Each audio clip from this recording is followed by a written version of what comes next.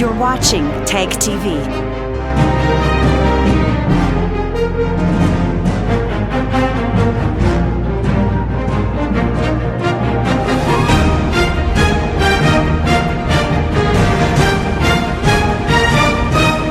You're watching Tag TV.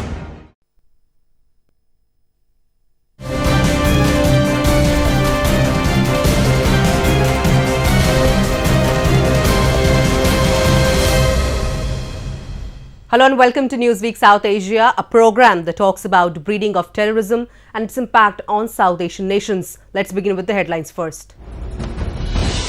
Serial bomb blast jolts Sri Lanka, Islamic State claims responsibility. Global leaders condemn Sri Lanka attack in one tone, criticize Islamic radicalism. Indian forces step up offensive against Pak-backed terrorism in Kashmir. And terror attack on government building in Afghanistan, 11 dead.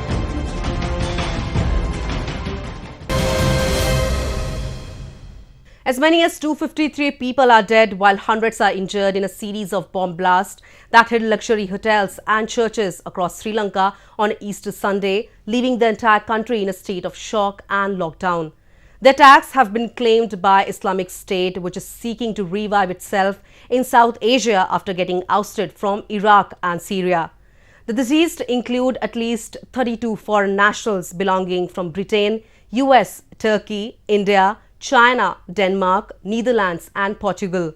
3 police officers have also lost their lives in the deadly bomb blast. A report.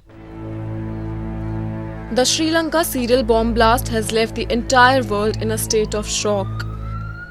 Just 2 days after the attack, Islamic State claimed responsibility for the bomb attacks in Sri Lanka that killed almost 253 people in what Sri Lankan officials believe was retaliation for assaults on mosques in New Zealand. The deadly bombings in Sri Lanka over the weekend follow a pattern of religious terror that has become grimly familiar around the world.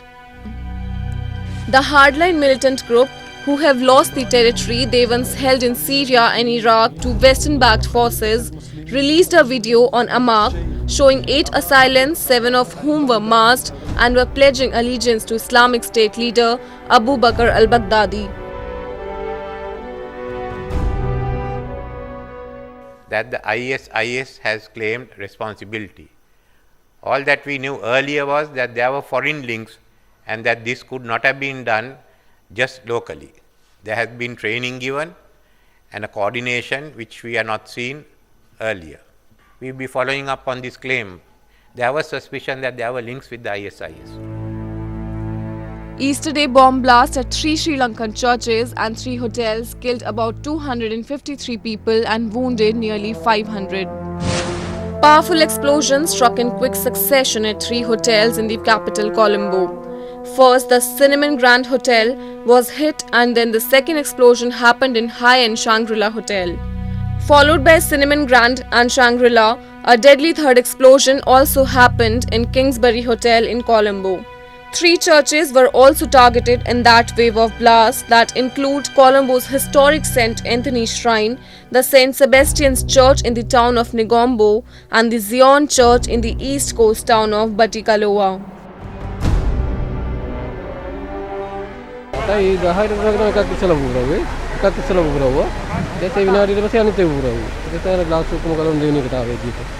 about 9 a.m. today, I was asked to take my ambulance to the Kochikade church because I was informed that there's a big blast in Kochikade church. So we went there and we whoever there, the casualties, we transported them to the National Hospital, and then we have been advised to come to the Shangri-La. Security video released by Sri Lankan authorities showed one of the suspected Easter Sunday bombers walking into a church in Negombo wearing a backpack. Moments later, many people were lying either dead or injured here and in churches and luxury hotels in the capital Colombo. I don't know what to do. And I was just saw my daughter on the floor. And I try to lift it up. It's already exactly the same. Next, my wife is there. I'm seeing lives dying in front of my eyes. I saw blood, I saw people's hands, legs and all those stuff. It is not making me angry, it is making me more and more sad. Looking at the severity of the attacks, the Sri Lankan President Maithripala Sirisena's office declared a state of emergency from midnight Monday following the deadly blasts on Easter Sunday. A Sri Lankan junior defence minister told the parliament that initial investigation suggested the attacks were carried out as revenge for the New Zealand mosque shootings. The Islamic State issued its claim on the blast after Sri Lanka said that two domestic Islamist groups with suspected links to foreign militants were suspected to have been behind the attacks at 3 churches and 3 hotels. Following the Easter Sunday blast, a new bomb was again found in downtown area of Colombo on 24th April. The bomb was kept hidden in a bike near a shopping mall, which was later identified and detonated by Sri Lankan security officers. I see early morning, 6 o'clock, I see waiting bike one. I don't know. After come police checking, I ask you see. Yeah, I see. You say what time? See, 6 o'clock. Yeah. Coming after check army, coming checking after inside I have one bomb. The intensity of the Sri Lanka serial blast has left the world aghast considering the rate at which Islamic fundamentalist groups are spreading its wings in South Asia and other continents. The investigations have revealed that many bombers belong from affluent families, which raises a serious concern over the kind of rage and animosity that is being injected into the young minds in order to attract them towards the vicious hell of terrorism.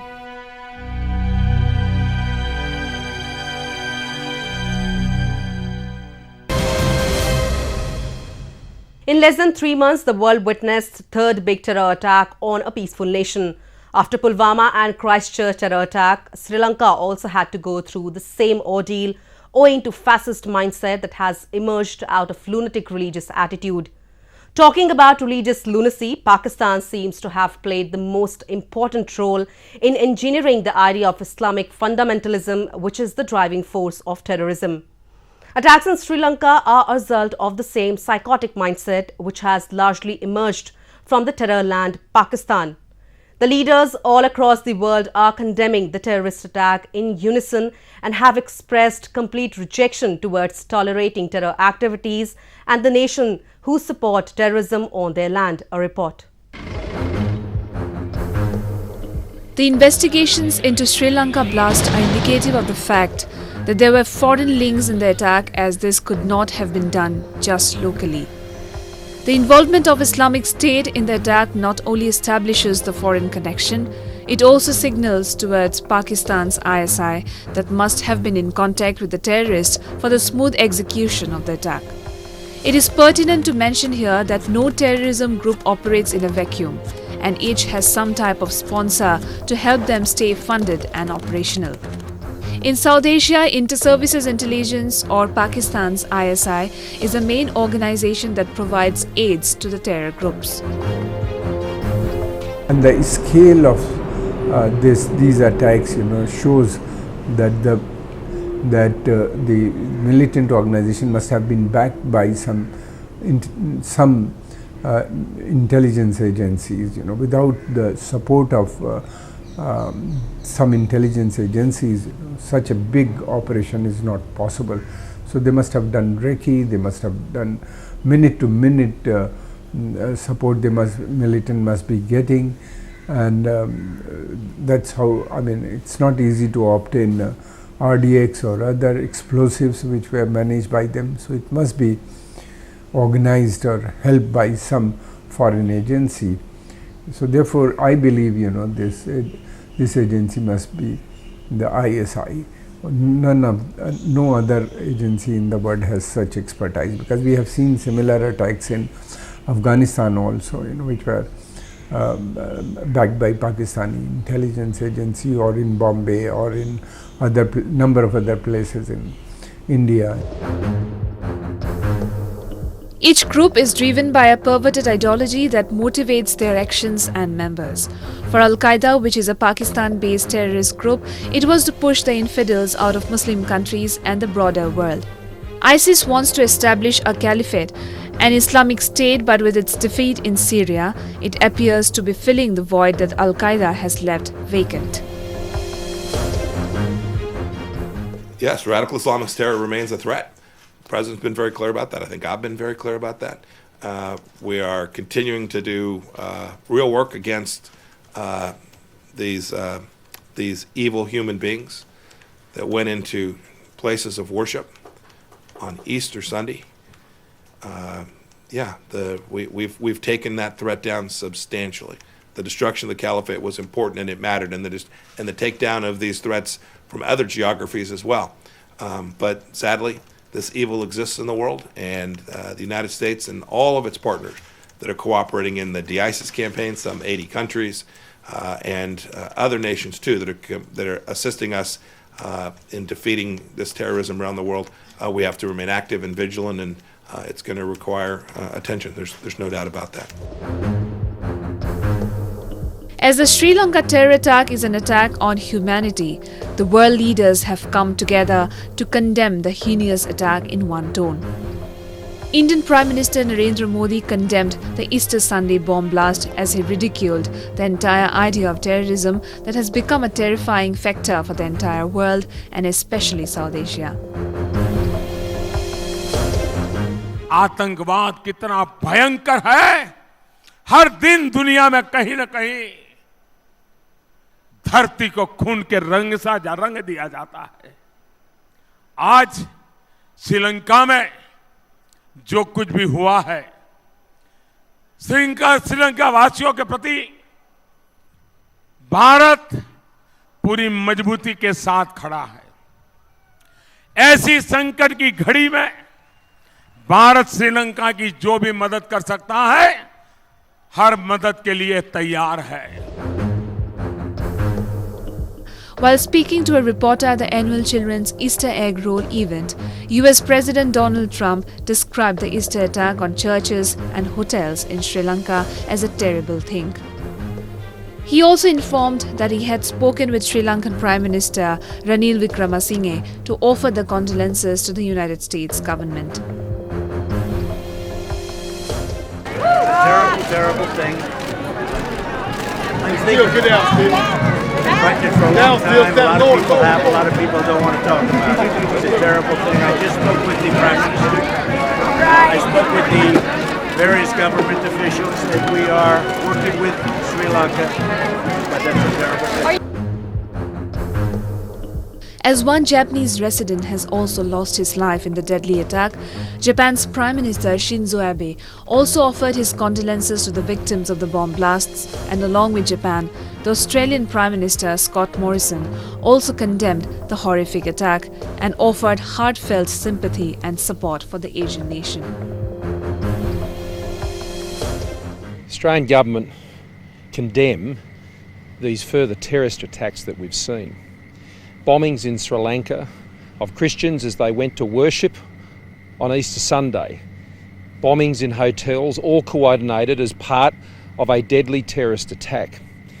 Sri Lanka hasn't seen this form of violence since 2009 when the hostilities ceased in that country. And to the beautiful people of Sri Lanka, Australia sends its heartfelt sympathies and our prayers and our support, and our offer to do whatever we can to support you in this terrible time of need. As the day passes and the night passes and we move into the next few days, I'm sure the information will become even more sickeningly real, and the devastating nature of this horrific attack on innocent lives simply going about their day, going to worship on the holiest of days on the Christian calendar, is just absolutely devastating. 200名の方がお亡くなりになられた。個人の方も1名お亡くなりになられました。深い悲しみを覚えると同時に強い憤りを感じます。一生となられた方のご冥福をお祈りすると同時に、ご遺族の皆様に哀悼の意を表したいと思います。そして、すべての負傷者の皆様にお見舞いを申し上げます。このようなテロは断じて許すことはできません。強く非難いたします。There have been times when terrorism, driven by Islamic radicalism, has taken its worst shape in order to hurt humanity. The Easter Sunday terror attack is the latest manifestation of this murderous ideology, which only aims at eradicating peace and humanity from the world.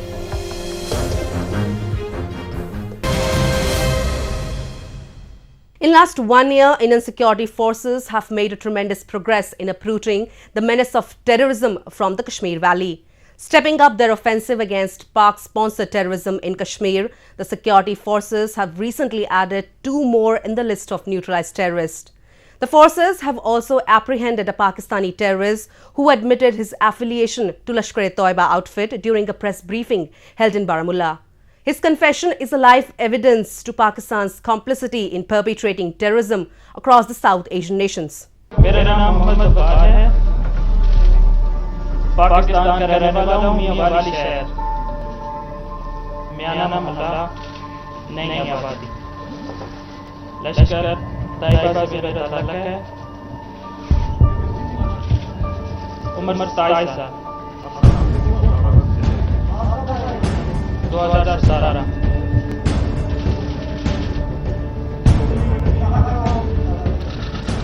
4 महीने Mohammad Waqar Awan, a resident of Mohalla Mia in Miawali area of Punjab in Pakistan, was tasked to revive militancy in certain areas of Jammu and Kashmir after Indian security forces declared those areas militancy free.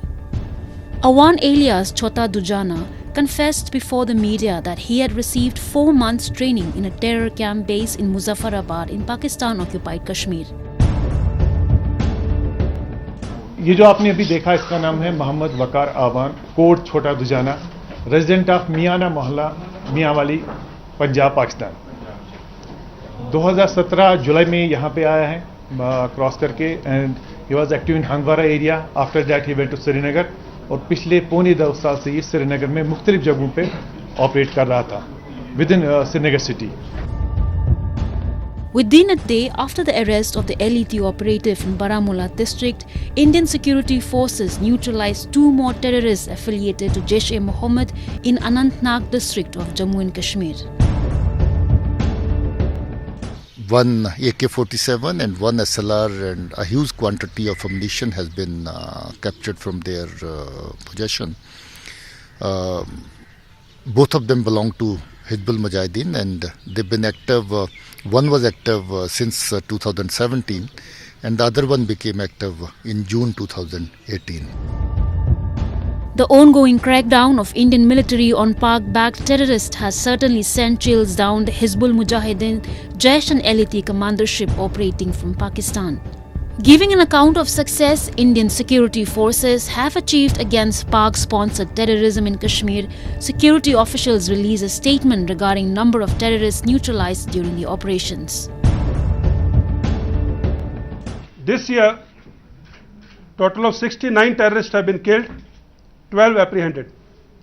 Post Pulwama, 41 terrorists have been killed and out of them 25 belong to Jaish-e-Mohammed. And out of the 25, 13 were the foreign terrorists, Pakistanis, and 13 were category A plus and above. So basically, we have targeted the Jaish-e-Mohammed leadership.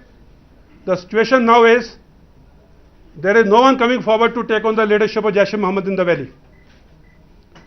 And in spite of Pakistan's best effort, we will continue to suppress Jaish-e-Mohammed, especially after Pulwama.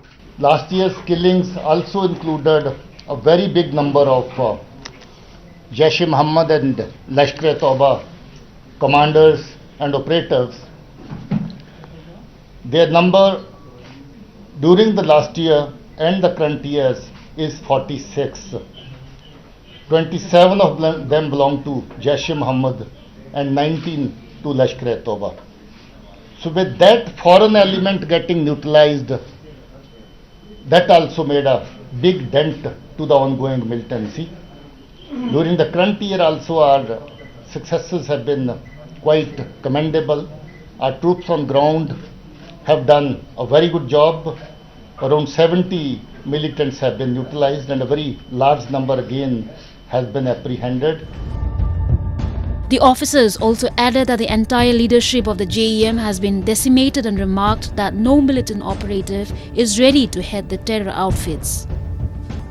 Pakistan, the chief perpetrator of terrorism in Kashmir Valley, should now be hell-bent before the global community after Indian forces provide live evidence to corroborate Pakistan's involvement in stalking militancy across Kashmir. In recent years, Indian forces have further upped their offensive in countering terrorism in the valley, which has also jolted Pakistan, that has remained a chief perpetrator of terrorism in South Asia.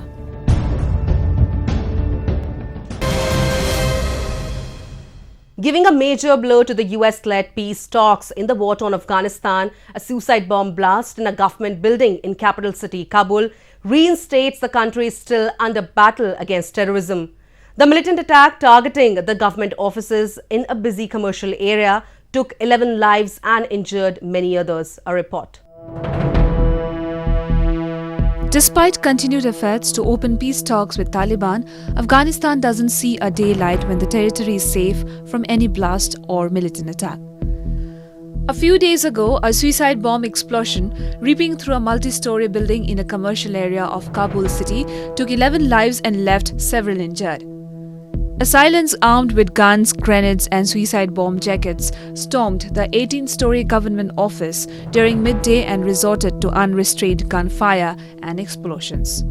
Soon the alerted security forces sprung to action and engaged the militants in a 5-hour-long gun battle and were able to evacuate 2,000 people from the condominium that housed the Ministry of Communication and Information Technology.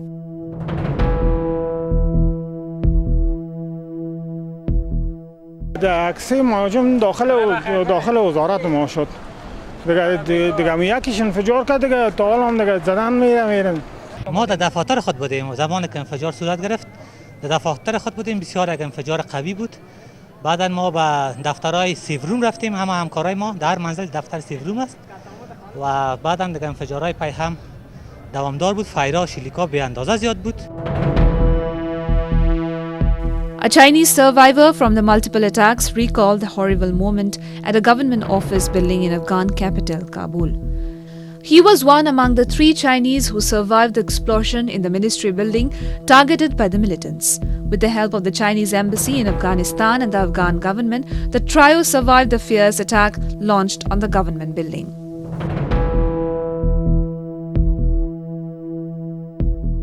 About 11:30左右，然后我就听到了一声巨响。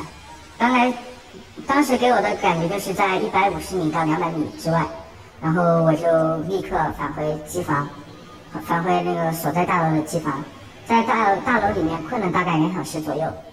然后其实中间的话一直都会，和我们的本地安保或者说大使馆，他们也会联系，然后再同步一些信息。然后后来在2小时过后，我们收到紧急通知，然后从萨拉姆后面的楼翻墙至大门口，然后从大门口一路向南走，去到集市，然后脱险。Hundreds of workers from the Communications Ministry, the Ministry of Information and Culture and the Central Statistics Office were escorted away from the building, along with several young children at a childcare center for ministry staff.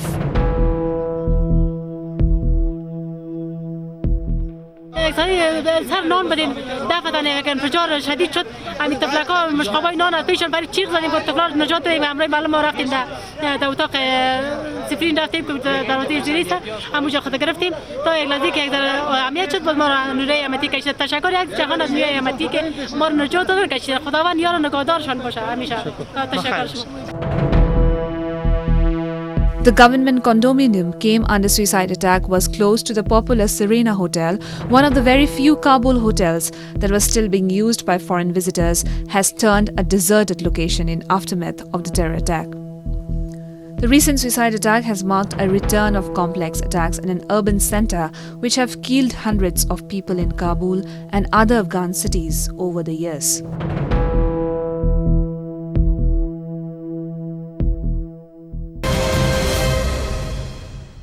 And with that, we come to the end of this edition of Newsweek South Asia. We will be back next week with more news, views and analysis from the subcontinent. Meanwhile, do keep writing to us at nwsa@ani.in.com. This is Surbhi Sharma signing off on the behalf of entire production team of Newsweek South Asia. Goodbye and take care.